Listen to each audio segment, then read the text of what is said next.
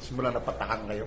Habang pinapatakan ko, napipil ko yung gamot na parang gumakagatid na yung mata mo, yung mararamdaman mo talaga siya. Tapos ngayon, ang sarap ng pakiramdam. Nakabasa na po kayo ng... Malayo. Ilang metro ba Malayo. yun? Galing ngayon. Kasi may ano yung mata ko, may katarata na yung nagsisimula na. Nagpapadoxy kasi ako. Ngayon, nung tamo, malinaw na po. Oh, sandali lang ng patak kayo, no? Kailang patak lang po tayo, no? Habang nakalagay sa mata mo, parang gumagatid. Parang tukit na ano. Tapos pag nakalagay na, malamig na. Parang So, ang pogi ni Sir, oh.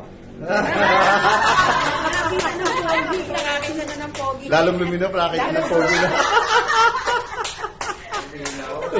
luminaw. Ang galing.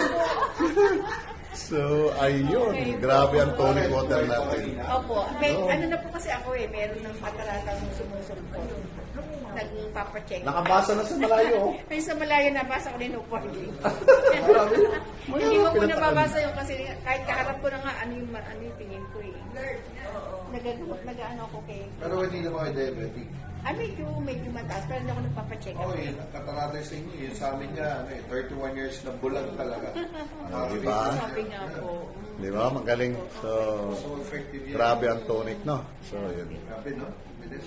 Kasi may mga cells din dyan.